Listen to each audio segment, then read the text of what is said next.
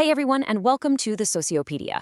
Today, we're diving into something you interact with every single day, the market.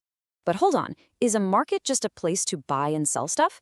Well, by the end of this explainer, which is based on your Class 12, Chapter 4, you're going to see the market through a completely new sociological lens. So, let's get started. All right, here's our game plan for today. We'll kick things off with a basic definition of a market. Then we'll look at how sociologists and economists see it in totally different ways. We'll unpack how a market is actually a social institution, examine capitalism as a social system, and finally, explore the connection between the things we buy and our social status. So, first things first, what exactly is a market? When you hear that word, I bet an image of a busy place filled with shops and stalls pops into your head, right? But is that really all there is to it? So, is a market just a physical spot for transactions? From a sociological point of view, the answer is a big no. Every little act of buying and selling is actually tangled up in a huge web of social relationships and cultural rules. You know, in everyday language, the word market can mean a bunch of different things. It could be a physical place, sure, or a gathering of people, like a weekly village market or hot. It could also refer to an entire category of trade, like the car market, or even an abstract demand, like the market for IT professionals.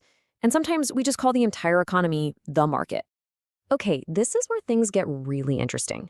Economists and sociologists look at the market from completely different angles. Let's really get into these two perspectives.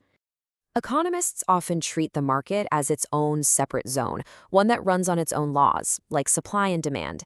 They believe that millions of individual, self-interested exchanges somehow create a systematic order. But sociologists argue that you just can't separate the economy from society. They see the market as a social institution, one that's shaped by our culture, our social structures, and our relationships. The economic viewpoint was most famously laid out by Adam Smith in his book, The Wealth of Nations. He came up with the idea of the invisible hand, which suggests that when everyone acts in their own self-interest, it unintentionally benefits all of society. This idea became the foundation of modern economics. And here's the key sociological counterpoint. This concept of being socially embedded is absolutely crucial. It means that economic activities don't happen in a vacuum.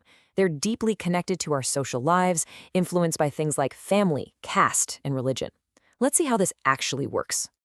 So, how is a market a social institution, really? Let's look at some fantastic examples from India that show it's about so much more than just exchanging money. Let's take the example of a weekly hot, which is common in rural and tribal India.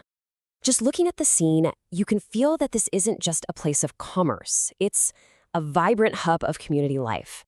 People don't go to the hot just to buy and sell. It's the center of social life. It's where you meet relatives from other villages, where young people might find partners, where marriages are arranged, and where all the important news and gossip is exchanged. For many, the social reason to be there is even more important than the economic one. This amazing quote from anthropologist Alfred Gell just captures that feeling perfectly. The market is a vibrant mix of everything: commerce, socializing, even religious rituals. The entire world of the village comes together in one place. And that just illustrates the idea of an embedded economy beautifully. And this social embeddedness isn't just limited to tribal markets. Historically, even large-scale trade in India was organized along social networks. For example, the Nakaratars, a Chettiar community in Tamil Nadu, built vast trading and banking empires based on caste and kinship ties. Trust, credit, and information all flowed through these family bonds, creating a powerful, community-based economic system. Okay, from these specific markets, let's zoom out to the dominant economic system of our time, capitalism. One of the founders of sociology, Karl Marx, argued that we need to understand capitalism not just economically, but as a powerful social system that shapes our entire lives. According to Marx, capitalism is all about producing things, or commodities, for the market. But his most radical idea was that under capitalism, labor itself becomes a commodity. People have to sell their ability to work in exchange for a wage. This, he argued, divides society into two main classes: the capitalists who own the factories and resources, and the workers who only have their labor to sell. For Marx, profit comes from surplus value, that is, from paying workers less than the total value their labor creates. The transformation of labor into a commodity is part of a bigger process that Marx identified: commodification. This is the process where things that were never meant for sale get turned into products that can be bought and sold in the market. Just think about it for a second. What's a product today that would have seemed strange or maybe even unthinkable to sell a generation or two ago? I'm sure you can think of a few things. A perfect example of this is bottled water. Your grandparents would probably find it bizarre that we pay for drinking water, which was once considered a free natural resource. But today, it's a massive global commodity. That's commodification in action, turning a basic necessity into a sellable product. So, we've talked about production. Now let's switch to the other side of the market, consumption.